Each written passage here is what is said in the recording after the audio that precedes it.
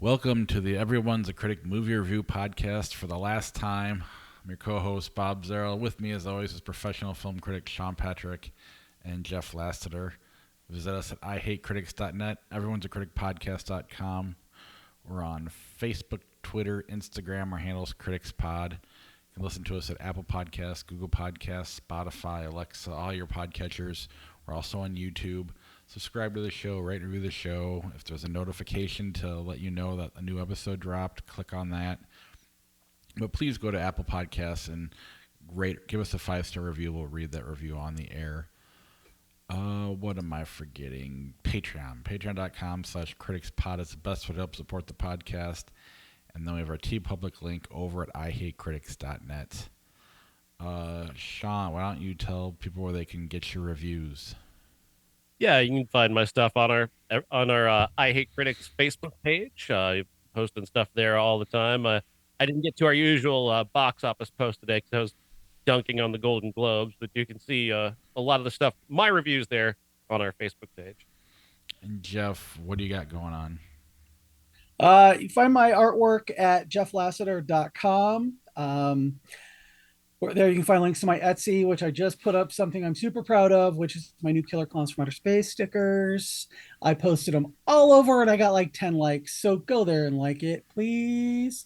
I'm going to be this weekend. I will be at the Massacre in Chicago at the Davis Theater on Saturday, September 30th, noon till way late. Um, I, I I can't wait because they're showing Black Christmas on the big screen, and it's my favorite movie, and I've never seen it there. Um, I will also then on Sunday, if you're in the Quad City area, I will be at the Ridge Bar. They're having their Fall Fest. I will be outside in the parking lot under my tent, I hope, and selling my stuff there. So if you're local, come and see me. If you're in Chicago, come and see me. The weekend after that, I will be in Shelbyville, Indiana at the Drive-In Massacre, which is 2 nights of horror movies on the drive-in screen. Lots of vendors, a lot of fun. I have never been, but I was supposed to go last year, was told I shouldn't have missed it, and saw the photos and saw how much fun everybody was having, and I can't wait to do it. Got some more stuff coming up in October that I'll talk about later, but yeah, come and see me if you're in Chicago or in the Quad Cities. Awesome. And I opened the show saying that for the last time we're going to be doing the Everyone's a Critic movie review podcast. Do one of you want to explain what's going on? Sure. We are not ending the show. However, when this show started and when I started listening, it was called I Hate Critics.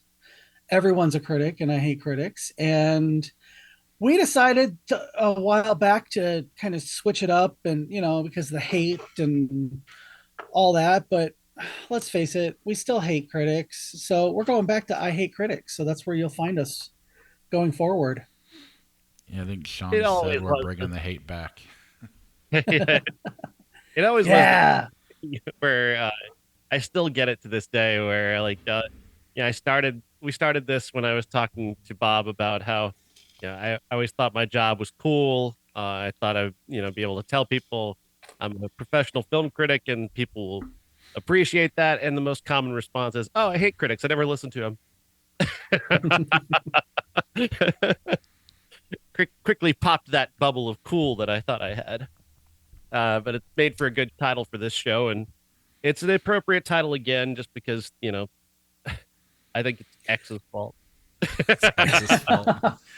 Well, it also, remember we had this discussion a few weeks ago about how influencers versus critics and how influencers are trying to be taken seriously as far as their critiques of movies and TV shows and things. And you want to be a critic? Fine. I hate critics. But yeah, so that's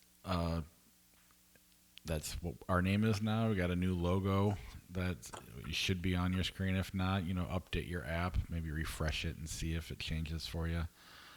Our handle is still gonna be Critics Pod everywhere, but yeah, brand new name or brand new old name, but that's very fitting for where we're at this point in the show.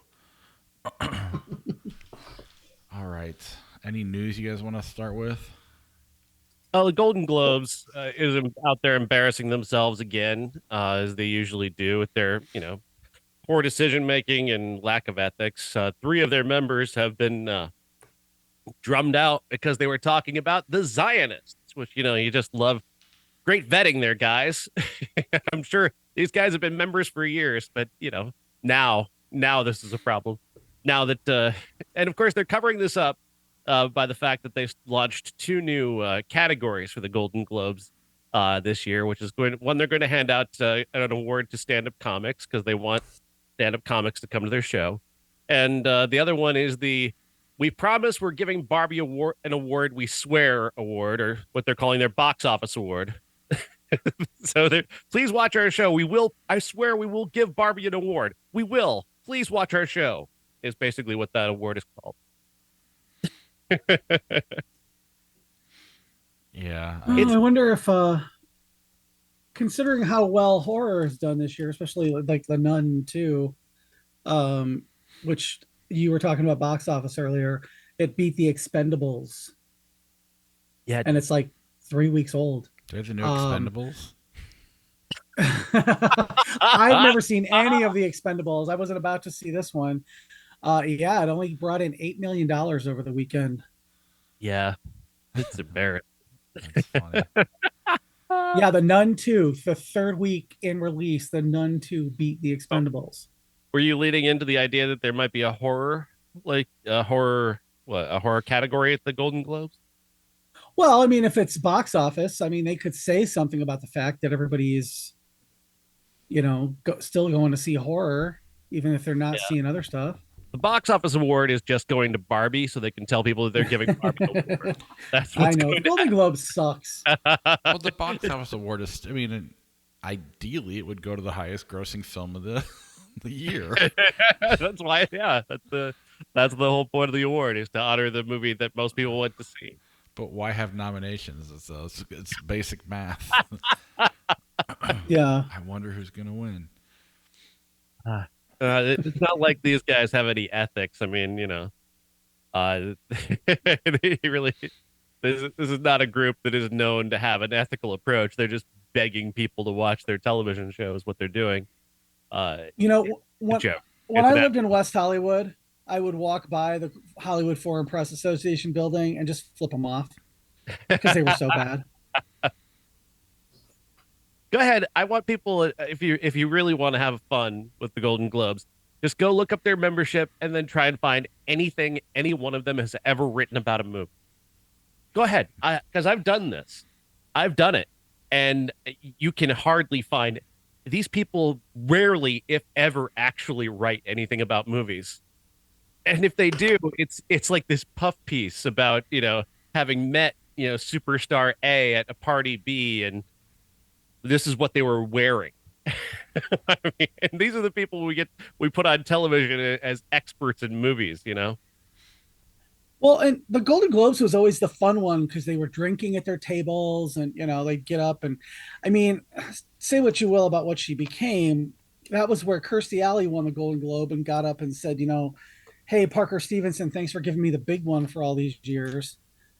You don't see that at the Oscars. Well, you just see violence. Yeah. It really feels like since the 90s, everybody wanted to be the MTV Awards, which is so stupid. And they just keep trying to get more and more liked. Even the Oscars a little bit, but the Golden Globes even more so. Yeah. But I don't desperately chasing that youth audience that is just not interested in what you do. I don't know. Stop chasing it. Kids are never going to like you. Well, yeah, and even when they had Ricky Gervais host, it was just still all he's doing is saying, "I'm offensive." He's literally saying that, and then he'll try to say something. Here's what I said that was offensive once. It's just like.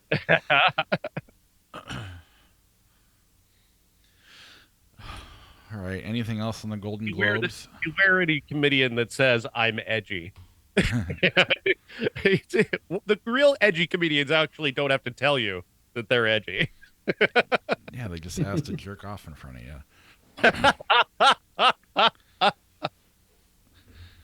All right. I need to change the battery. Can you guys hold on for a second? Sure. What else do we have going on besides the Golden Globes? Let's see. Well, we were talking briefly about the box office before, and yes, the Expendables 4 did bomb pretty badly, but really the entire box office landscape was pretty garbage. I mean, we've not seen numbers this low since the late 90s. I mean, this is the one of the most down weekends in box office history. I mean, the leading movie, The Nun 2, had $8.4 million, ahead of the Expendables at $8.3 million. Barbie is still in the top five in terms of box office right now because it is that level of bad. And people just aren't going. People aren't interested in, and a lot of that has to do. And I know that and I'm probably overvaluing talk shows, but honestly, the amount of publicity that a lot of these guys do for their movies, it makes a $2 to $3 million difference in box office. It really does. And I think this period where we've got stars who are on the picket lines right now, unable to promote their movies, I think it's proving out that you need them to promote these movies. You need them out there telling people, please go see my movie. It's so funny because what do they say? It's average $20 million in marketing to get people to go. Is what they that you need to put on top of the budget, and it brings in an extra 2 or 3 million. I mean, I guess that includes print and commercials and all that stuff too. Right. But you're right. It is. I don't know what's coming out. I haven't seen anything this week. I haven't seen anything in a few weeks now, and I couldn't even tell you what's. I mean, Saw 10 will be the first movie I know that was coming out. That's coming out next week that I've known for a while, but otherwise it's been bad. Exactly. And the reason behind that is because you're not seeing celebrities everywhere. I mean, these talk shows, as much as most people don't actually watch them, you'll catch a clip or something that Absolutely. somebody says will permeate the culture. It ends up on the morning news the following day. Sylvester Stallone said this while promoting the Expendables, and that goes on Good Morning America from having been on Jimmy Kimmel the night before, and that'll they'll end up on Joe Rogan and they'll say something, and they'll end up on various different places promoting these things. And without the movie stars out there putting this out there, you're missing a lot of promotion for these movies that would otherwise have permeated the culture and got it even to people who aren't paying close attention to the movies. And when it pulls, like I'm a fairly regular moviegoer, and I get pulled out of the theater, I'm not even seeing those previews anymore. So I have no idea what's coming. It's it's bad for what they're doing. And screw them for letting it get this far. I guess did they agree to a writers? I think the writers have settled. Yeah, I think they have one more big vote on it, but it appears that they're recommending this deal to their members. So I think the writers' strike is pretty much done. We don't know what's going on with SAG-AFTRA yet, but they've added the video game companies to their strike, so that's another area that's going to have to be solved before this is all done. Well, that's cool. Yeah, I mean, I've been seeing all week the meme of the poster for Your Next, and it just underneath it just says, okay, AMTPT or AMTPP, whatever it is, um, in regards to the SAG-AFTRA strike. Yeah. So I think we'll see that once that one is over. I think we're going to start. We probably will see an uptick in the box office. I think it's a combination of people not going on the shows and talking about what's going on, and being all over to promote a movie, and the people that don't really know whether they should support it or Right. not because of the strikes. Like, I don't know what to do, and everybody's like, well, no, you can go see this and go see that, and I think it's a combination of the two. Well, and historically, this month September's never great. Yeah. So there's that too. But yeah, we'll see. Do you guys want to get started on the movies then, or is there anything else you want to talk Sure. about? Yeah, then let's get going. Expendables 4, how good is it? Oh, Expendables 4 is absolute flaming trash. Expendables is the movie. It stars because they put the 4 instead of the A for some reason. Expendables stars Sylvester Stallone, sort of as Barney, and Jason Statham back as Christmas. And about part of the way through the first act, Stallone disappears and doesn't come back until the end. Spoiler alert. Uh, he just like, I don't need to be in this anymore. I'm Sylvester Stallone. I got better things to do. He just dips. He's out. Statham is left to carry the movie, and Statham is fine, but this movie is embarrassingly bad. It's directed by a guy named Scott Waugh, whose talent is not film direction, even though that's his job. Uh, he's not very good at this. Uh, it's to the point where it's just kind of embarrassing to watch. The action is just so chaotic. It really is monkey with a hammer levels of subtlety, and I mean, it's embarrassing to kind of try to watch and track where his characters are supposed to be as opposed to where the camera is shooting. You can't tell who is who in any given moment. It's like watching a Transformers movie but with humans. It's bizarre. Um, it's so loud and so dumb, and it gets louder and dumber as they go along, but not in a fun way. Like there's no way to enjoy this. I felt just embarrassed for everybody in this movie. Even Jason Statham, who's usually again pretty, solid in stuff like this. At the very least, with Jason Statham, you can usually enjoy Jason Statham, and even he seems to be just kind of resigned to, let's just get this over with. I'll just finish this and we'll be done, and we won't make another one of these. Like you can just sense the defeat in every scene. The special effects in this movie, I swear to God, it looks like somebody cut in pieces from that Wes Anderson animated film Isle of Dogs for the explosions. Like it looks like that. It looks like it's cut to an animated sequence to go to the special Oh. effect. It's so funny. Not the way they intended it to. They don't intend any of it to be funny, but it is very funny to see when they go to an explosion and it looks like somebody falls in the water and it looks like one of the dogs from Isle of Dogs just dropping into that claymation water as it splashes up. Oh my God, it's hilarious. That's really the only entertaining thing about this, though. And is I mean, I can't imagine though that something that stupid warrants repeat viewings to laugh at. It's kind of a one-off laugh, and then you move on. Oh, absolutely. Yeah. Did you see Yeah. it, Jeff? I've never seen an Expendables Good. movie. I just wanted to make. I thought you didn't say you saw it. So I saw If they the. made it with like women or gay men, I might see it, but I have no interest in watching Sylvester Stallone Megan and Fox all did those it. guys. I don't I care. started watching like the first one, maybe the second, but even back then they were dumb. There was no fun involved. This should have been Freddy versus Jason with all the action stars that had in it. It should have been that kind of level of fun, and it just was boring. There was nothing fun about the first one. I can't imagine the second or third were any better, and it sounds like Mhm. the fourth is just as bad, if not worse. It's worse, actually. It's just even more embarrassing somehow. Because I mean, you can't even get Schwarzenegger to show up for this shit anymore. He's not even he's not coming for this.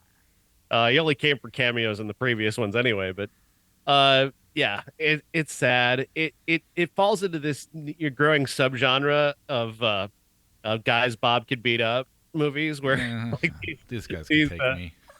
these middle-aged guys who continue to try and use movie magic to prove that they're the baddest guy on the planet, and it just like these boomer dads just projecting themselves onto these old men in movies that can still beat up the young guys.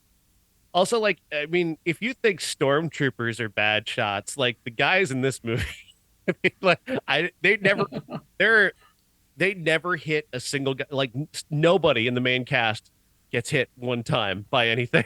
There's so many bullets, and they can't hit him one time. Who is watching these that there's four of them?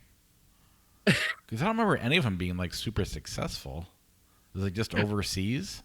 Probably, yeah. Yeah. They put Tony Jaa and the guy from the Raid in this one, so yeah, to sell it overseas. So even if Statham or Stallone's appeal has waned over there, they've got those guys in there to prop it up in the Asian markets. It's a I did. scheme. Sorry, Jeff.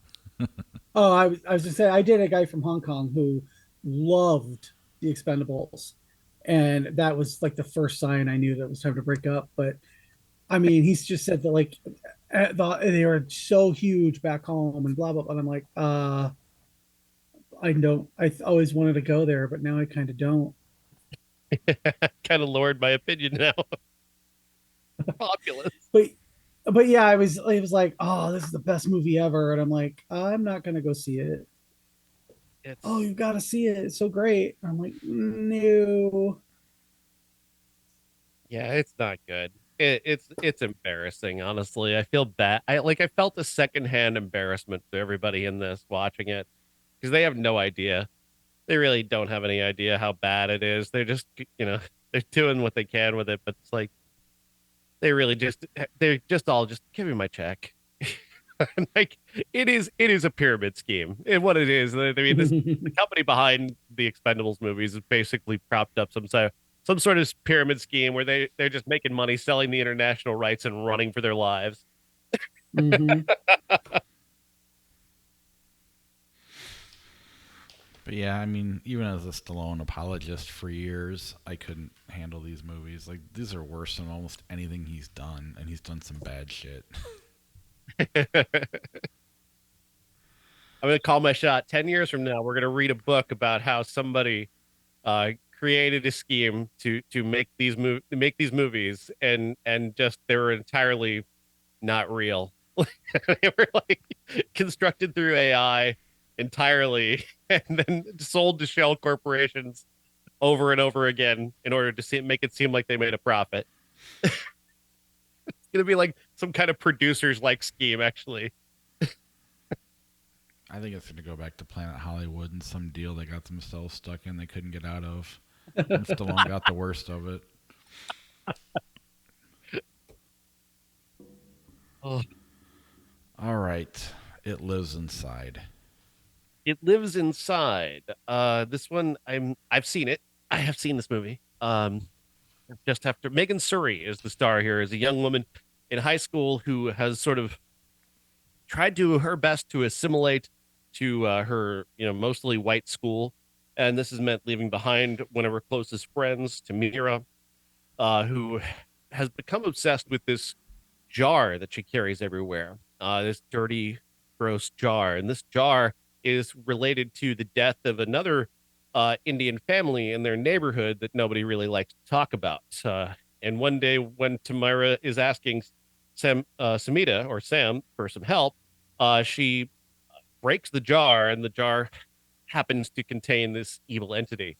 It's an Indian-based movie. It's an Indian-based legend, and it is based on sort of a loosely based on a real legend in Indian culture. But it's really not that much different than anything like The Grudge or The Ring. It's got a similar vibe to that, and it's improved, I guess, slightly by the fact that Megan Suri is such a good actress as Sam. She's such a compelling presence. I like the push and pull between her wanting to be modern and be an American and assimilate herself into the culture of her school. And then there's, of course, the pull from her mom, who wants her to be more traditional and respect tradition and to take part in, family stuff.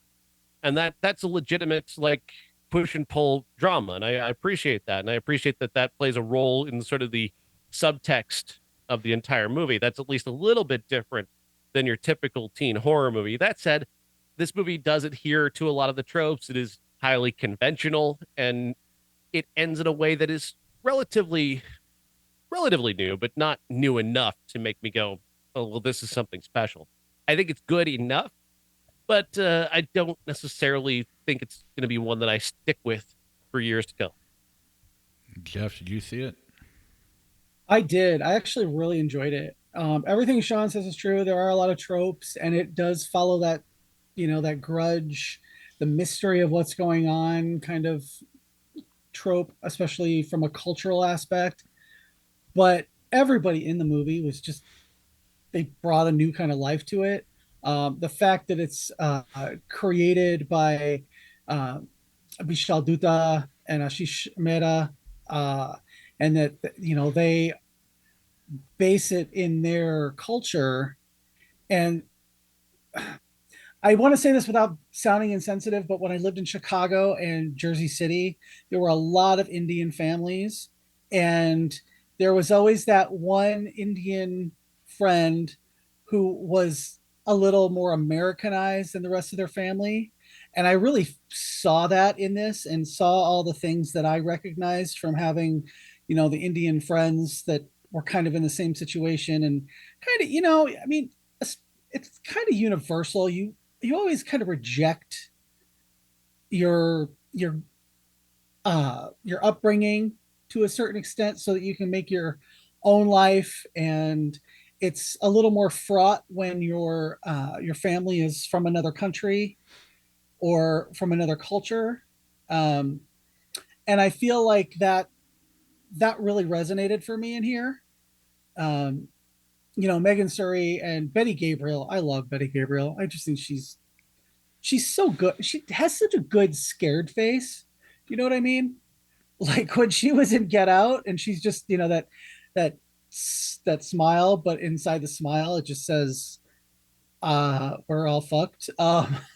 She's just she's great in this too. She's like, it does wrap everything up in a way that I was like, oh, okay, this is a little it's a little like, put a little bow on it, whatever. But uh some of the dream sequences were really good.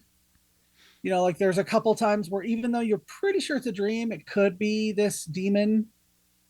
Um, it, I think it took the tropes and put its own spin on it, but did it in a way that it felt familiar but new, if that makes any sense.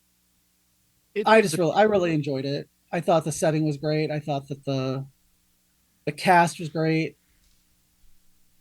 So It did the tropes about as well as it can be done, and that's really all you can do. If you don't have a more original idea, then your best bet is to just take what's known and do it to the best that you can do it within your story. And I think this movie does do that. I like this movie. I just don't think it's particularly special. I would have liked to have seen something a little bit more special. I don't think this movie does enough in terms of being as conventional as it is in structure and style. It kind of, like, I've seen too much maybe to get to. Yeah, I mean, I've seen hundreds of horror movies, maybe thousands, I don't know.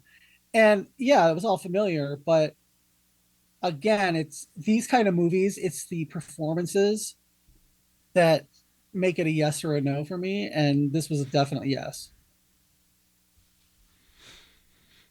All right.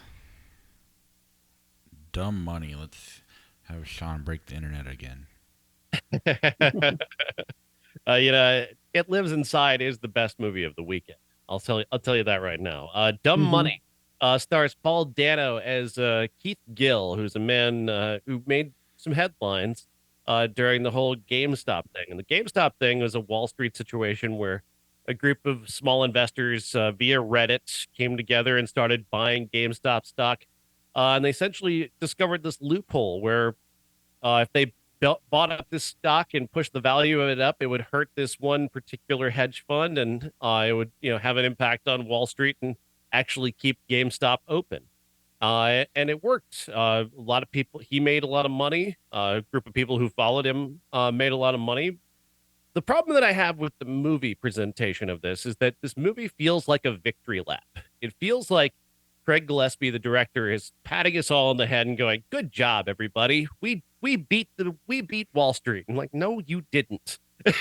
No, we did not. Not even in the least." Uh, what's the worst that happened to anybody who is a supposed villain in this, or is a villain in this movie? Seth Rogen's character.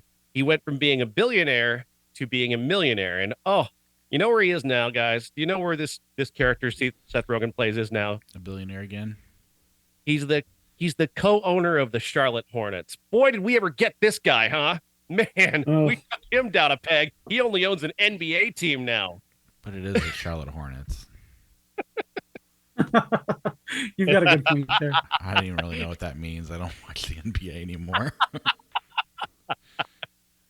Like this movie is so self-congratulatory. It's so patting itself on the back. And I had this kind of realization today as I was thinking about it. I'm starting to wonder if I like Craig Gillespie at all. I look over his stuff and I see the way that he portrays poor people, and a lot of his portrayals of the lower economic ladder. And granted, the character Keith Gill is not a lower economic ladder guy. He's got a house, he's got a good job, he's got a wife and child. Like, he's fine. But like he has this thing where much of his depiction of people who aren't millionaires is just bad haircuts and dated fashion, and that's where it stops. Like, that's the whole end of the conversation when it comes to poor people. I look back on I, Tonya, and I kind of see the same thing where it's this condescending approach to I know it's supposed to be dark comedy. At the same time, it does feel condescending towards people who are lesser than, and a sort of a mockery of people who are lesser than. And I get that out of now kind of everything that he does, even Lars and the Real Girl, a movie I really like. I can kind of see it there too. And I see it here a lot where the characters in this movie are not well thought of, but they're the unwashed masses, the proletariat defeating the millionaires. And it's like, you don't get to tell this story. This is not your story to tell, Craig, because this is not what happened. This is Wall Street trying to fool us all into thinking we actually did something. The reality was that the realistic story of GameStop is a couple of kids on Reddit exposed something that now Wall Street can see, and they've closed that window now. Congratulations. That is not an option anymore. You're not going to fool them and take millions of dollars from them ever again. So that's that with that. We'll never see this again. GameStop, I guess, is still open. Is that right? I think so. Yes. But does that really matter? They're still one of the most poorly run companies in the world. I watched the movie and it just shows like they don't really know what they're doing. They just kind of got locked in the middle of this whole thing and are hanging on by a thread. It's bizarre how this has become sort of this symbol of the lower class defeating the upper class, but that just didn't happen. Yeah. You're rooting for these guys and you're like, sell, sell, sell, sell, sell. And then, you're like, oh shit. Because you know what's coming if you paid any attention to this. And I was really like, I'm sure I'm because of her, America Ferrara, but I was rooting for Jenny more than anybody else. And I some of the performances were really effective. Some of them were not. Kate Burton as Keith's mom. She's just always so great. I like her in anything. Pete Davidson just came off like a woodchuck on speed. That's not what he does, though. And Pete Davidson. There, like Shailene Woodley was given almost nothing to do, and she's a good actress. She should have, there should have been a little more for her to do. I know that it's not her story; it's Keith's story, but also, I got to say this: before the movie even started, guess what one of the commercials at the theater was for? Robin Hood Investments. I was like, wait a minute. Oh boy, are people really not going to go for that after they see this movie? By the way, can I just say that any movie that gives Elon Musk a victory lap can go fuck itself pretty hard. He gets a moment in this movie where he gets to dunk on the Robin Hood CEO like like he's the one who turned this whole thing around and got them to turn their trading back on. And it's like maybe, but if you're gonna try and say that Elon Musk is a champion of the little man here, I No. I would ask you I would ask you which side he's going to be on once the billionaires versus the rest of us war starts. Which side is Elon going to be on? Well, keep in mind that this all took place 3 years ago when he was still before he bought Twitter, Yeah. and when he was still seen as a disruptor. Before all the stuff started to come out about him, basically just robbing and raping companies, and so yeah, that happened, but I would have like excised it from the movie because that's not going to make people sympathetic, especially with all the Nazis he's running around with these days. Um, there was a few little details that really got me. Um, I thought that the family dynamic with Keith's family, when the scenes where he was with his brother and his parents was just really, really just well done, and they all seemed cohesive, like Mhm. a family to me. Um, and the scene at the end when Keith he's testifying on Zoom before Congress, and all of the other supporting players are watching him do so, and Marcus, played by Anthony Ramos, is wearing the red headband while he's working his GameStop job. I was like, oh, that's kind of cool. Like oh, we're all standing together. We're all going to get through this together. Dane DeHaan was unrecognizable until he took his mask off, and he was, as someone who has worked retail a lot, he was absolutely the spot on portrayal of an assistant manager in retail who just desperately wants to be the general manager, and that he lives to be the GM. He was really good in that. And then when he pulls his mask down, and I realized it was Dane DeHaan, and he had braces on, and like that scummy mask lower face that everybody had for a while. I was like, oh, perfect. Also, when they at the end, like they always do with these kind of movies where they're going through the real life people versus who played them and whatever. Mhm. Paul Dano looked so much like Vlad Tenev from Robin Hood that he should have played him. Sebastian Stan actually looks more like Keith Gill.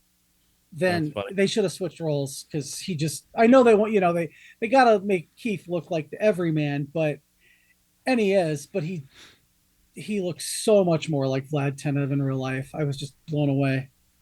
Uh, it was just it's frustrating though. Again, like the movie does have the structure of something where it wants to celebrate this and talk about it like it's a big win, and it's just not. Even the movie has to admit at the end that the big bad of the whole thing, Ken Griffin, uh, didn't get hurt at all. The man went and Mhm. lied to Congress, just lied Oh to yeah. Congress, and nothing happened to him, and he's still a billionaire today. You know, thriving as he was before. The idea that we won anything out of GameStop is such a bullshit proposal that it ruins the entire movie to me. See, I think. Well, Go ahead. oh, I was just say, if you donate enough money to Congress and presidential elections, you're not going to get charged with anything. This is true.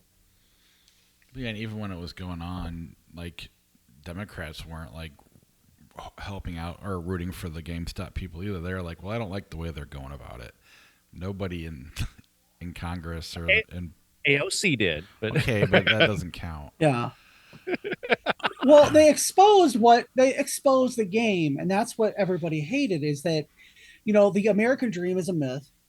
Pulling yourself up by your bootstrap is literally impossible. That's why it was that phrase started off as a joke, because it's impossible to do. You can't pull yourself up by your bootstraps because your feet, whatever. Um, so it exposed that the American dream is a joke, and that we're all just working for these like 40 to 50 billionaires who, congratulations, you win at life, go fuck off, go live on an island, go live on Billionaire Island.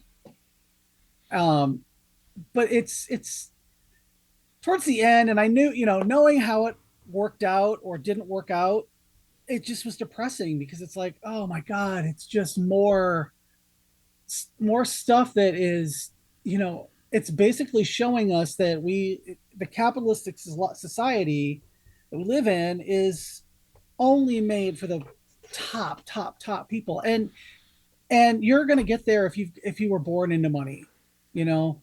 um Gabe Plotkin, when they were telling him how he, his speech that he had to make, and they were saying, "Don't say Northwestern; it's too elite. Don't say that your father was an executive in a grocery." Of course, he came from money, so he never had to like really work. It just exposed all that, and that's why, I mean, it's supposed to be a feel good movie, but it's kind of not. did it expose? I guess it exposed it maybe to a wider audience. I mean, I think if you've been paying attention, you've always known, or you should have always known, that Wall Street is just the biggest lie there is. Wall Street exists to keep money where it is, not to disseminate money out. Oh yeah. The notion that you think you're going to make it big on Wall Street is an absolute joke. I mean, literally, the movie is titled "Dumb Money" based off of that idea that idiots think that they can become rich on the stock market when the reality is you can't. I mean, it's like it's the lottery has better odds for you than you playing the stock market, because the stock market is built by these people to keep the money where it is. Mm-hmm. And occasionally they'll throw some money at somebody that they want to, lift up to themselves because they, a celebrity or something that they want to have on their level. But that's about it. That's really the only way it works. These people have cheated the system to a point where the only option is to just we've got to end billionaires. I mean, you've got to elect people who are going to say, "I will eliminate billionaires." That's the only way this is going to work, guys. I know that people hate hearing that. I know that there are people out there who retch when they hear me say that, but the bottom line is the only way you're going to create equity in this current economy is to end billionaires. They provide no value. They provide no help to the world whatsoever existing as billionaires, and they need to be ended in terms of taxes. I'm not saying kill them. I'm saying take that money, divide it up. We need to end Well, I can think of a billionaires as a couple. billionaires as a concept need to go away. That just shouldn't be a thing. If in a fair and equitable world, it just shouldn't be a thing. And as long as we're going to allow that to be a thing, we're never going to have an equitable society. Yeah, and I think that people, like I see this argument, and I just try to disengage with people who are like, well, they made their money and they did this and this and this, and those are the people that I call temporarily embarrassed millionaires, because they think that they're going to be a millionaire. They just need that one break. Yeah. And newsflash, if you're working in an auto plant and you think that you're like, a couple paychecks away from really making it in the stock market, I got some other like stuff to talk to you about, because it's not going to happen. We are made as a company or as a country for corporations to rake in record profits to pay the people who were born rich. I mean, the rich are the robots in the Matrix, and we're the human batteries. Basically. And I always hear, start your own business. You can get rich. You can do this. And I'm like, do you realize how many businesses fail every year? How many, I just, and this movie really drove that home for me, that it's like, okay, you look at Jenny, who's a nurse, who she says, everybody was calling us heroes and everybody was doing this and that. And now, they're just, they don't care. They don't really care. They just want to feel good about themselves by saying, oh my God, you're a hero. That's why people, like a lot of people who say, if somebody says, oh, I was in the military, oh, thank you for service, and they just like, they revere them, but then they vote for things that'll defund them. And, it's all a big pyramid scheme. I'm getting mad as Really, I mean, hell, and get off my poor lawn. what's funny is like Pretty Woman, and a movie I hate, actually had the same character as Gabe Plotkin. That is what Richard Gere's character was. He was a stock trader. He would raid companies, sell off the pieces, and make millions off of that. That's what they were trying to do to GameStop. They were trying to buy it up and sell pieces of it and make money off of the pieces.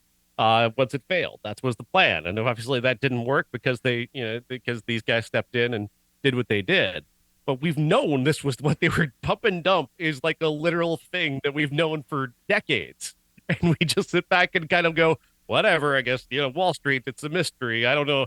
That stock stuff's above my head. I don't understand it. I just these are people you're giving your money to every single day. Like you put money in a bank, that bank gives the money to a hedge fund, that hedge fund invests it, loses it, then you go to your bank the next day. And we're all on this precarious little step, by the way, of one bank giving money to the wrong place and them going, whoops, we lost it.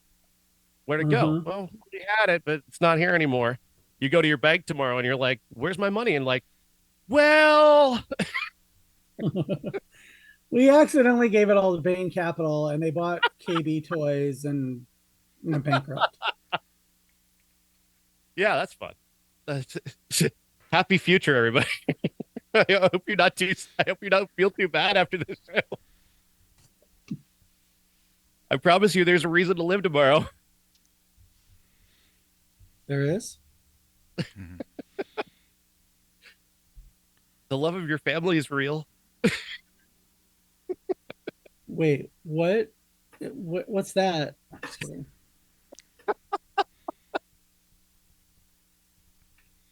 I love you, Jeff. Thanks, but I have a boyfriend.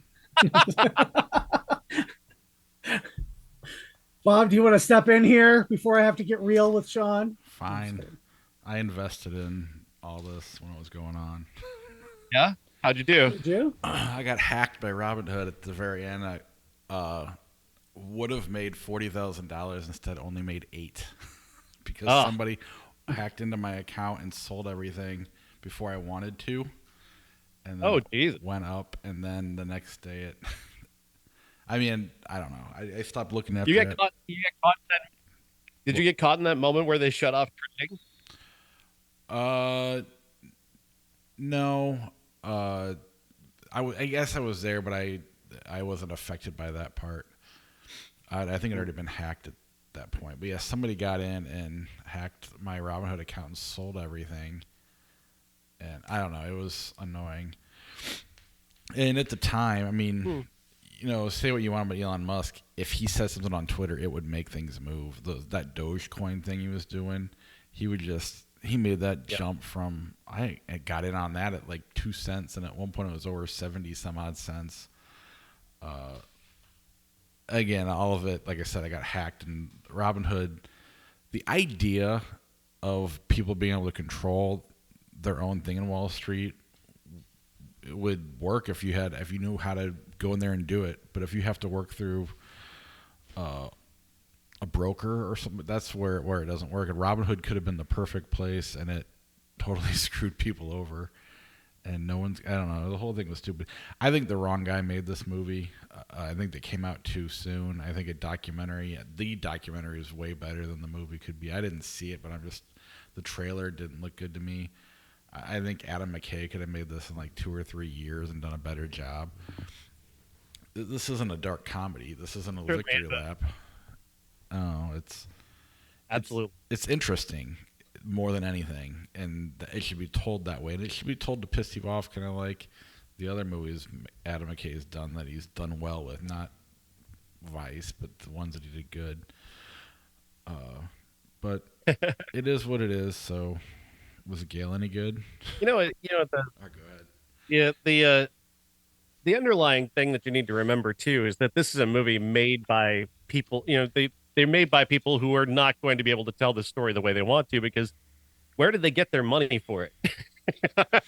Wall Street investors gave them money, the studio, to make this movie. Do you think honestly that anybody who made this movie is going to allow you to tell the actual warts and all story and anything other than, hey, you guys won that one. Good job, guys. Now shut the fuck up and never speak to us again. But the documentary is way pick. better. It pisses you off Yeah. more, and this story should piss you off. It shouldn't make It should. you. It should. Yeah, some of it Not was a- funny, and yes, people lost millions, or whatever. But again, they were billionaires, so who gives a shit? You know, it didn't really change their lives. But anyway, Gale, any good? Gale is not very good. Gale is a short film based off of the Legend of the Wizard of Oz because it's in the public domain. They basically want to tell a story about Dorothy Gale as a mother who kind of a grandmother who has a grandchild that is going to visit her, wants to know about her past, and I guess Dorothy is now this bitter old woman who, kind of wants to forget about Oz, and but portions of Oz are sneaking into the real world, and there's this dream aspect of the real world versus this fictional world that this young girl, Dorothy's granddaughter, is caught up in.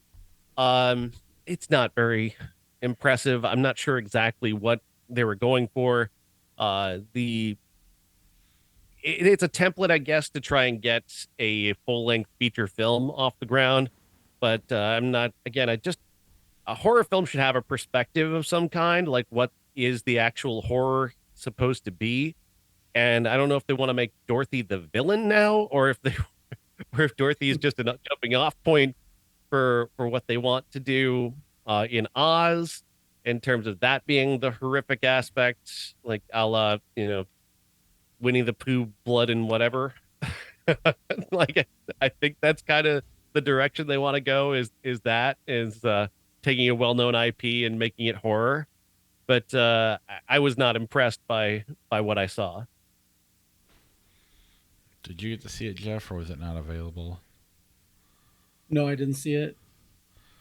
All right. Have you heard about it? Is anybody in the horror community buzzing about this at all?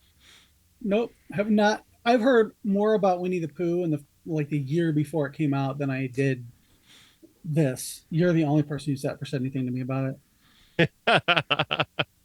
Or with that, or Yeah, or go ahead. I mean, they're showing it, I guess, at festivals now, trying to drum up interest in it. And I don't want to be. I hate to be the guy who says that they're not worthy of that, but at the same time, I didn't see anything in this that showed me what their idea is beyond Wizard of Oz, but scary.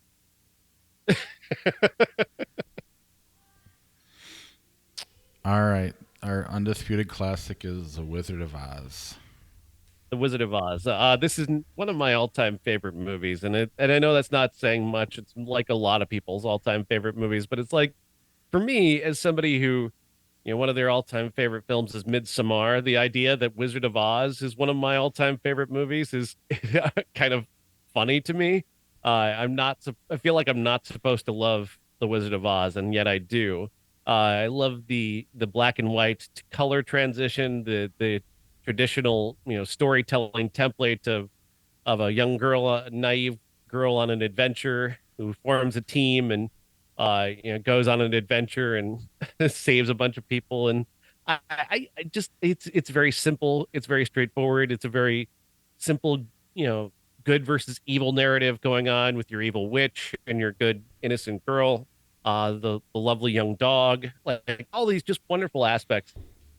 And then you've got the whole lore on top of that, the Wizard of Oz lore, where you can look at the Wizard of Oz and you can apply any type of meaning to it that you want, and it will reflect that meaning if you want it to.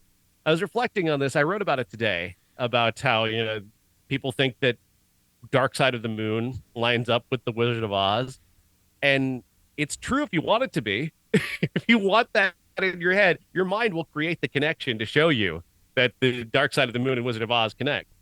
At the same time, you can also read like various different meanings into the Yellow Brick Road, each of the individual characters. There's an entire Wikipedia page dedicated to political readings of the Wizard of Oz through each individual character, or like here's what Toto means in a pro-communist meaning reading of the Wizard of Oz, and it's like a whole dissertation on that. I mean, you can do that because the movie is that simple and so that non-specific in a way that allows you to project yourself or any meaning that you want onto it. And in some way, oddly enough, I think that makes it a brilliant piece of art. I think that makes it a wonderful mirror because it seems to reflect whoever is watching the movie and what they want to get out of it.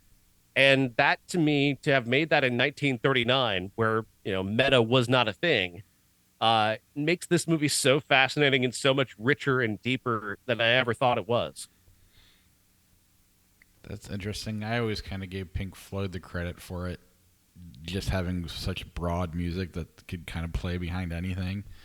I never really thought about it from that. I mean, if you think about it, it's kind of cinematic music that it just happens to be some things hit at the same time. And I've watched Wall-E with the Wall before, and it can work. It's pretty neat, but I guarantee it's a coincidence. But that is a neat. I never really thought about it from the other way around.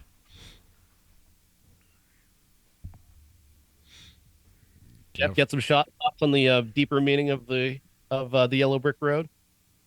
Nah, not that particularly. I do think though that the movie has a lot darker uh, than some people. Some people just think it's a bunch of songs and whatever, but it does have a little, like, quite a dark side to it. And it's so different from the book when you get down to it, as far as like the descriptions of the characters and things like that. But the flying monkeys just are evil. They just are so scary when you're a little kid. And the Wicked Witch of the West, I mean, she's just chewing every little bit of scenery that you can get. Just the fact that it's some of the darker elements are some of my favorite parts as an adult, where as a kid it was the songs and the dancing and the broadness of the characters.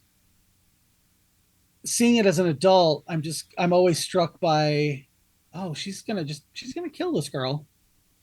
She's gonna kill her. I didn't get the significance of poppies until well into my teenage years. Yeah. So, yeah, I mean, overall, it's my favorite movie of 1939. It's way less racist than Gone with the Wind. Yeah, and I mean, as a kid, I remember being excited every time it was on TV, which I don't know if it was yearly or whatever, but it, getting a kid to watch a movie from that era, even like the 50s and 40s, was hard, but for whatever reason, The Wizard of Oz was easy. Now, that said, I haven't put it on my kids yet. But it's so ingrained in pop culture, like they know the lines, they know. It's like a movie you can have not seen, but you've seen it, kind of thing. I don't know. Yeah. I feel like it's gotten to that point. It definitely has. It is a movie that is deeply ingrained. I mean, if you watch The Simpsons or Family Guy or South Park, they've all referenced The Wizard of Oz in some way. It's a touchstone, and it deserves to be. And it's funny. I can recall. I know for a fact, and I can't say any specifics, but I have a feeling that when I was like 22 to 28, I was like, "Fuck The Wizard of Oz. That movie's garbage. Everybody loves that." Because I was like just such an edgelord. Like if everybody likes it, then it's got to be bad. And it's like I watch it now and I'm like, that guy's a moron. The Wizard of Oz is fucking amazing. It's just this incredible work of art, and it has so much richness and texture, and even like the lore of behind the scenes, like, which is very sad, because I want to believe in my mind and my heart, I want to believe that this movie is as good as it is just because Judy Garland was that talented as a child. The reality of the situation is that you can't separate the fact that she was tortured into delivering this performance, tortured into even being in this movie, and was placed under working conditions that would have people arrested. Victor Fleming would be in jail right now for what he did to this young girl on the set of Wizard of Oz. And him and the the main owner of the studio were just cruel, inhuman people to a small child.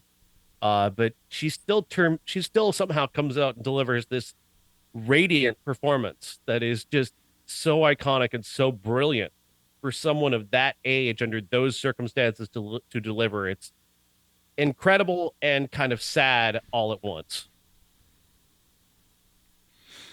Anything else on the Wizard Yep. of Oz before we move on?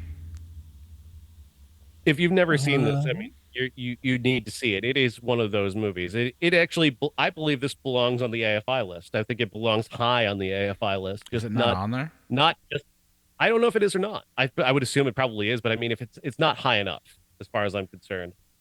This movie is one of the rare examples where the entirety of the public got it right, where this is indeed a movie that deserves to be venerated as one of the greatest of all time. Usually, you know, we're placing this on very mediocre movies that a lot of people can find appealing. This is not a mediocre movie by any stretch. What do you call it? Like country music or U2? Is that what you said in the past? I would not call this that. No. No, but when the public agrees on something, it's Yeah, usually country music something is very definitely safe. It is number 6 on the AFI Top 100. Okay, good. That's where it belongs. Way too high. Just about right. The top 10 are Citizen Kane, Casablanca, The Godfather, Gone with the Wind, Lawrence of Arabia, The Wizard of Oz, The Graduate, On the Waterfront, Schindler's List, and Singing in the Rain. Yeah. All right, we can get rid of On the Waterfront, The Graduate, and then we're good. Then we're good. Throw Vertigo in there. Knock Schindler's List down a little bit. Yeah, I don't think so. I mean, Singing in the Rain is good. I don't think it's top 10. I mean, especially when like Sunset Boulevard is number 12. You know, I think that I like that much better. It's of course it's subjective. I know this, but right. And my list would have way darker movies from the 70s and 90s in it. And I think Jeff's would be even darker than that. Or maybe fun. Well, Star Wars would not be number 15 or on the list at all. Fuck you, Bob. We'll have to redo we did our AFI list years ago with Josh. We'll have to do a new one at the end of this year with Jeff. Okay, it's a lot of work, but yeah, we can do that. Celebrate the Mine return would all of be Critic. We'll put out our brand new our brand new I Hate Critics AFI list. mine will be all Star Wars and horror movies. Sorry, guys. We should do like our least favorite 100 movies too, so we could. You want to make this extra hard? Yeah, well, I just want to knock Star Wars down a little further. If we're averaging it out and they're really low on my list. Hey, Sean, between you and me, Star Wars is number 1 for both of us, okay? I'll make it so low that it doesn't even crack our top 100. I like Star Wars. Just to fuck with Bob. I like Star Wars. It's just so pedestrian. Anyway, 1993, Dazed and Confused came out.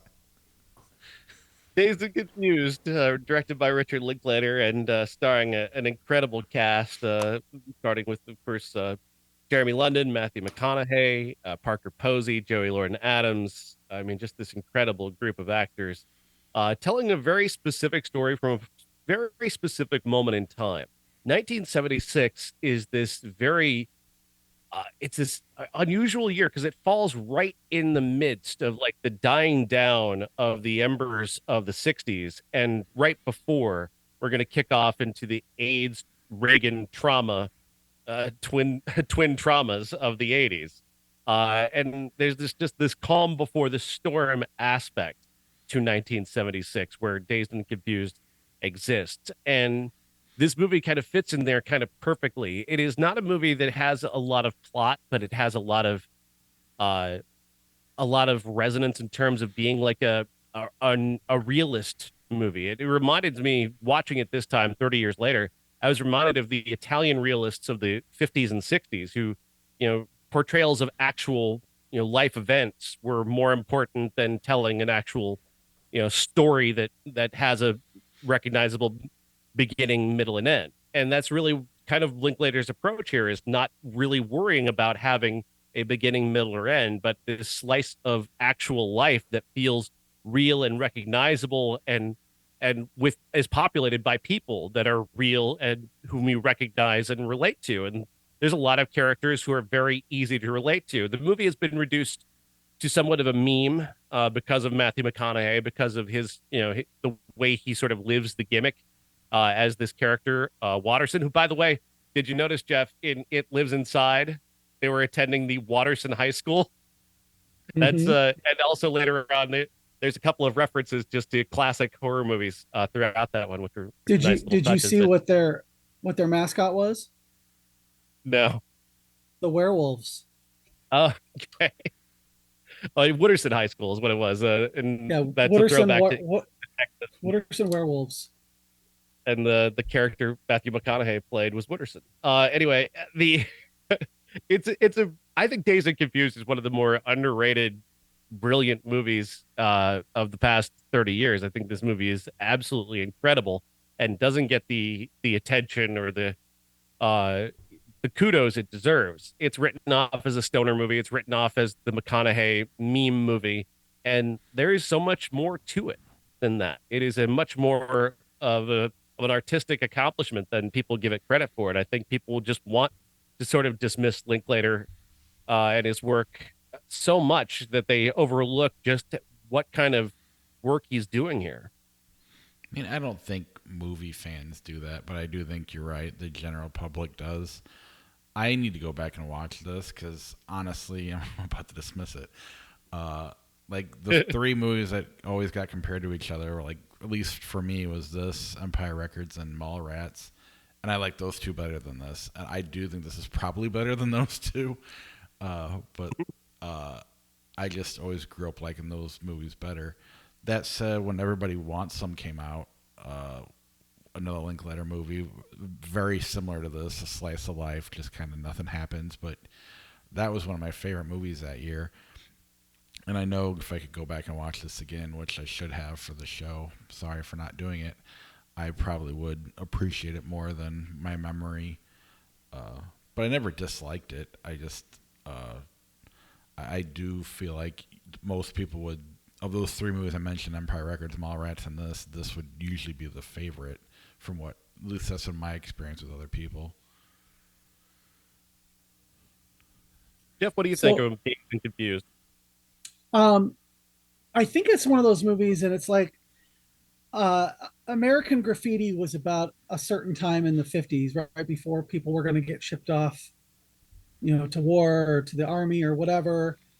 This is a very specific 70s movie where it's right before the bicentennial, and America was all hopeful and look at, we've lasted so long, and everybody was kind of feeling it.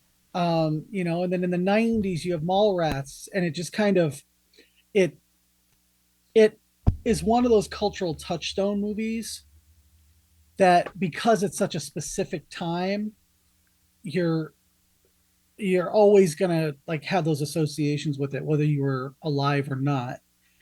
Um, I don't remember much around the bicentennial. I was really small. I do remember a parade, and everybody was like, America's so great, America's so wonderful.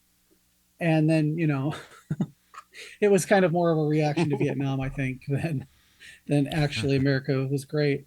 Um, Yeah, this but it's desperate we want to celebrate ourselves vibe to yeah. it for sure. Well, yeah, it's a desperate optimism. You know, Yeah. it's how like in the 50s are maligned because everybody was uh, you know, oh, women stayed at home and they were perfect housewives, and that's what kind of where, the Republican Party is stuck now. They want to go back to that. And that was never a thing. That was just, it was fake, and fake optimism, and everything is great, but nobody talked about anything. And I hear all the time, oh well, we don't, we're so sick of hearing about all the problems that are in the world. Well, talk about them so that people can handle them, and that's this movie, because it takes place on the last day of school in 1976. It's got that kind of like, everybody that isn't a senior is looking forward to like, oh, this is summer. We have 3 months off before school, and there's that optimistic time where it's great, and then then the last 2 weeks of summer, you're like, oh my god, I have to go back. It's the worst. But it's really reflected in that, and everybody's happy because they just got out of class. They just got out for the summer. Wiley Wiggins is kind of our touchstone character, and he's the one who kind of comes into his own throughout the course of the day. So I enjoyed it. I especially it's the first time I really noticed um, a lot of the cast members, and I had already really noticed Parker Posey, but she just in this movie, she's just so exactly what you think Parker Posey is really like in real life. Although she's not. She's not really like that.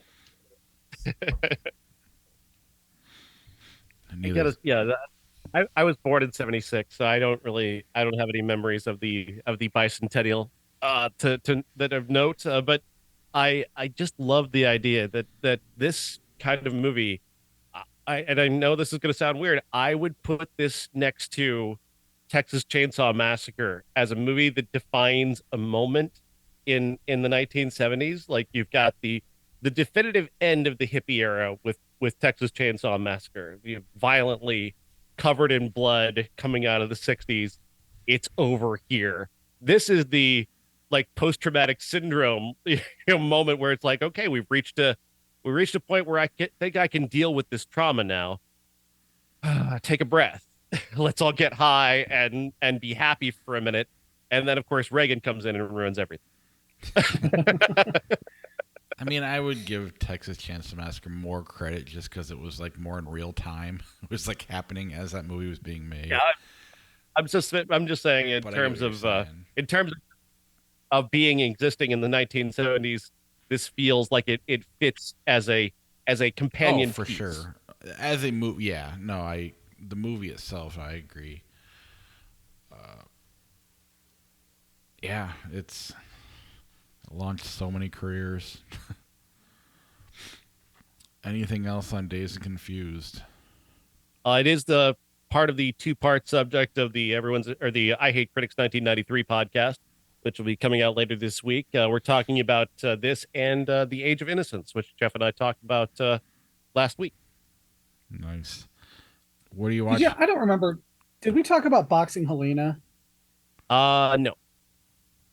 Okay, because we just passed 30 years on that, and I was listening to another podcast today that was talking about that. You must remember this, and that's when I looked it up, and I was like, "Oh, that would be perfect for you guys." Maybe we could do it this week. We haven't decided what we're doing for this week's show. Okay. So yeah, it was September 5th, so not too far behind. Oh, it doesn't show up on the Wikipedia. 1993 movies. If you look it up on IMDb. But you use Wikipedia, right, Sean, to pick or the numbers? You've kind of gone back and forth. I mean, I made a list of my own based off of that and Box Office Mojo and other ones. We've got a real-time comment on our Facebook page from a Josh Adams. Uh-oh. I Hate Critics makes a return? ? Yes, Josh. Yes, it does. Wow. Yeah, we changed it right before we hit record. Josh has always been on top of things. He just really misses the show. He does. We'd come back, Josh. Come home. Be with us. Anytime we'll have him back. Anytime with us, not replacing you, Jeff. I mean, you got to do what's best for the show. So I've got next week For the Love of Money with Michael J. Fox and Malice, Cool Runnings, and A Bronx Tale, none of which sound particularly interesting to rewatch. So I might pitch Boxing Helena. Yeah, I can't believe Wikipedia doesn't have. I don't know why I'm saying I can't believe Wikipedia doesn't have this right. But yeah, it does not have that on the list. But when you go to all the movies and you click on Boxing Helena, September 3rd was the release in the Yep. U.S. Mm-hmm. And it's directed by Jennifer Lynch, Mm-hmm. daughter of David Lynch. Oh, I didn't even mention that, David. When we were talking about Wizard of Oz, there's an entire documentary that's about David Lynch and how his movies are modeled after the Wizard of Oz in different ways. They made a full length documentary that came out last year. I saw it at Fantastic Fest, and it was really, really good. And it did lay out a case that Lynch has spent a lot of his career exploring the themes of the Wizard of Oz via his movies, via the abstract of his own films. And there's really something there. But again, Wizard of Oz is such a blank slate in so many ways that it is easy to kind of project Right. meaning upon it that you want. So it's understandable that Lynch would find inspiration, and look essentially like looking in a mirror. Was Lynch part of the documentary? He was a little bit. He's interviewed. He's done, but it's a lot of it is archival based on things he's said. He's said over the years many times how much he loves the Wizard of Oz and how it's influenced him. I can definitely see it. All right, so next week we got Saw 10, The Creator, Stop Making Sense, and Flore and Son. Our classic is the Saw franchise, 1993. Sean just said it. Bronx Tale, Cool Runnings, and we'll talk about Boxing Helena. Let's see, what time is it? 8:10. You guys want to do a little bit of flick chart? It's been a while, or do you got to get going? Sure. All right. All right. I will share my screen, move all my menus out of the way. A Most Wanted Man or Crash, 2004. The Most Wanted Man. Yeah, I don't want to get kicked off the show by saying Crash. Just kidding. I don't like Crash.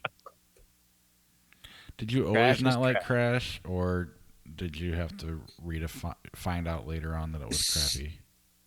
So I saw it and it was fine. I liked people in it. However, that was the year that it went up against Brokeback Mountain Yeah. for Best Picture, and that movie like changed everything for me as far as movies go. So there's no way that Crash was a better film than Brokeback Mountain. Absolutely. Have you ever gone back and realized how trashy it is? I know. I never watched it again. I was so pissed. Oh, you'll get even But more. I just Watch it again, you'll get even more pissed. it's stuck in my head how much I hated it because of that. So Like, I would Weirdly, rather watch actors in blackface than watch Crash. I think it's more racist what Crash does than actually. speaking of which, I found Soul Man at a garage sale a couple weeks ago. Something I've never seen. Just weirdly, just this week, just we're talking about Crash. I actually bought Cronenberg's Crash off of the Criterion Collection this week. So the real Crash. Yes, The Forgotten Crash. Abducted. The Carolyn. that's a Lifetime movie. Oh, we don't have to count that one. Do we have to do Tomcats? I guess not. I mean, I'm the only one who's seen it, probably. So I think I've seen it. The Crazies, Toy Story 3. Toy Story 3, although I love The Crazies. I think that's a great movie. Yeah, I mean, Toy Story 3 is a better movie, but The Crazy's solid. Crazy. And it takes place in Iowa. Yeah. Where people are crazy. Toy Story 3 it is. Blue Velvet, Alvin and the Chipmunks. God, it's listening to us. I would like to see that mashup. Blue Velvet with the Chipmunks is acting it out. Is Dave Seville? Is he the Hopper Dennis character? Hopper. Blue Velvet is one of those movies where they, when they say, okay, you're making a movie and you replace the cast with Muppets, but you get to keep one actor. Who would it be? Kyle MacLachlan. Yes. I want to see Sam the Eagle sucking on oxygen. Oh God. I mean, I guess Blue Velvet, because Alvin and the Chipmunks is such trash. That's the only reason, though. Yeah. Blue Velvet's one of those movies that's supposed to be good, and then every time you watch it, it's just like hard to, not even in a good way. I don't know. You can get over a low bar. That's all I'll say. Friday the 13th, 2009. Don't Look Up. Don't Look Up. Don't Look Up. Absolutely. I hate the remake. Spectre, Secret Window. Secret Window. Yep. Agreed. A Haunting, We Will Go. D3, The Mighty Ducks. Yeah. Is Haunting We Will Go? Is that actually a movie? I don't know. I don't think was so. born 13 years later. My Cousin Vinny, D3, The Mighty Ducks. My Cousin Vinny. My Cousin Vinny. Agreed. The 400 Blows, Galaxy Quest. 400 Blows. Although it was not quite what I expected based on the title, I'm going to go with the 400 Blows. Boy, was I disappointed as a teenager. Brigadoon or The Hunger Games Catching Fire. Hunger Games Catching Fire. Yeah, I've never seen Brigadoon. Neither have I. But I do like Catching Fire. Airplane 2 or Return to Me. Airplane 2. Yeah, Airplane 2. Sure. Session 9, Roadhouse. Roadhouse. No, I'm kidding. Session 9.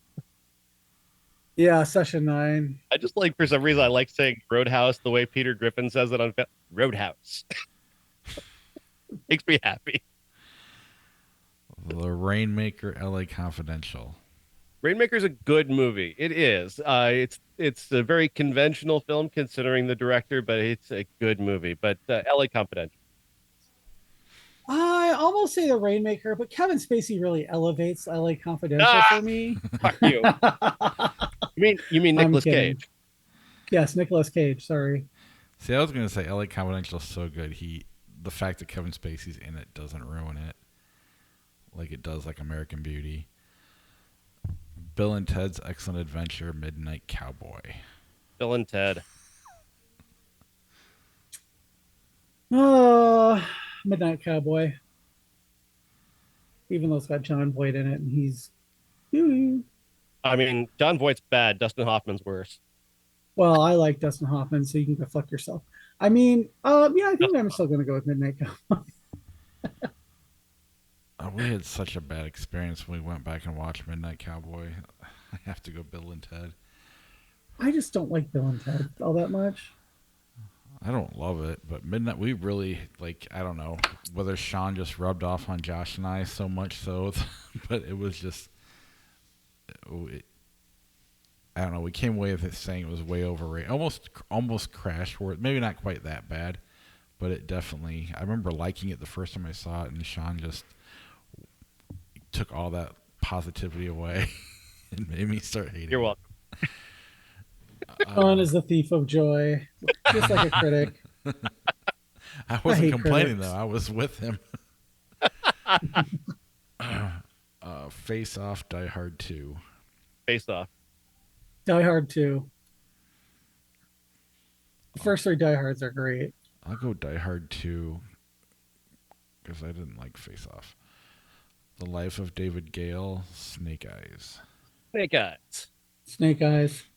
Absolutely. Without a Paddle, Nosferatu. Nosferatu. 1979. Yep. Okay. Yeah. Oh, Speaking of Nosferatu, the original is playing at the Davis Theater on October 3rd. Tickets are only like $12. They have a live organ. So if you're in Chicago, check that out.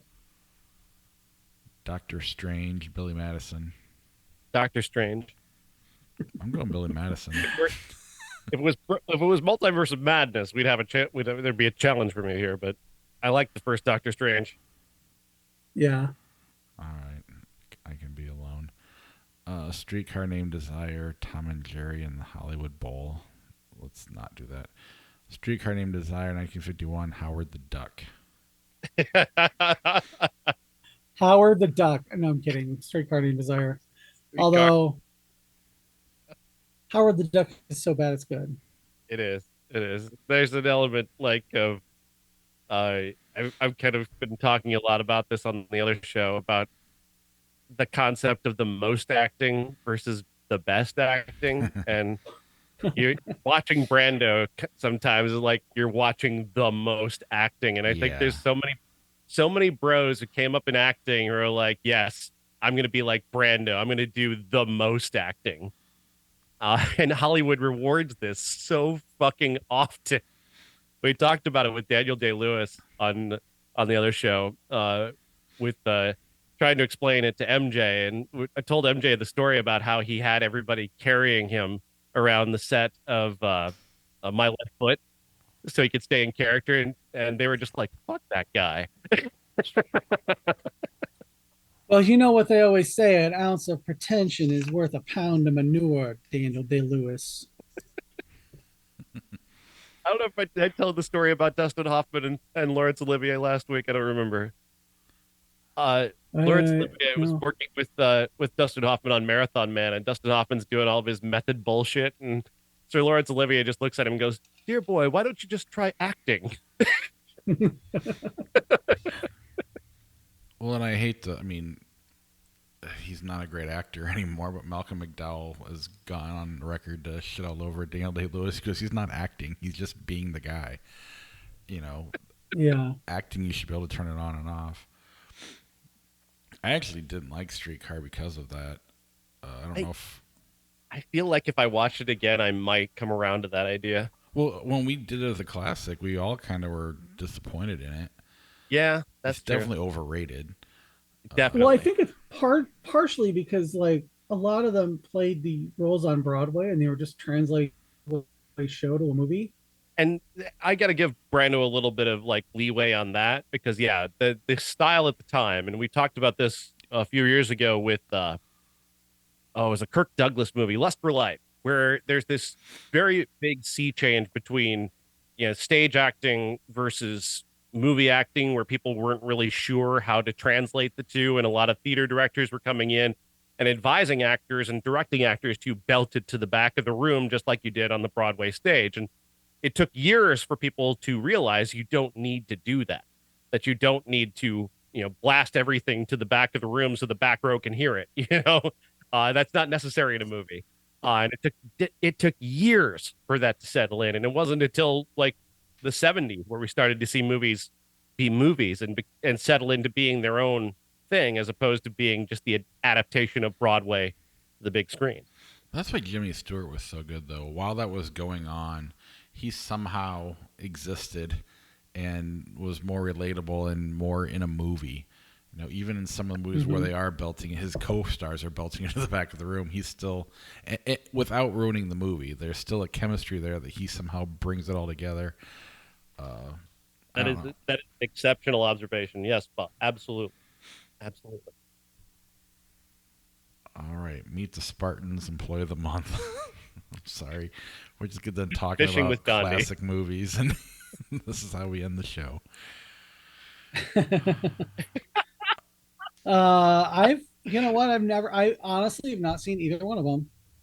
I Was saw, Dane Cook's girlfriend or was Dane Cook's wife born when he made that movie? She is 24, so yes. Okay. Uh, Oh, she was But 7. She was 7. yes. Oh, that's so gross. and he's talking about employee of the month too. I saw him campaigning for that on TikTok. I don't even follow him. I don't know how we got on my For You page. Wow. All right, that is our show. Enjoy the new format. We'll start bringing in new segments and just trying to. We got a new logo, so check that out. Yeah, thanks for listening, and we'll see you all next week. Bye.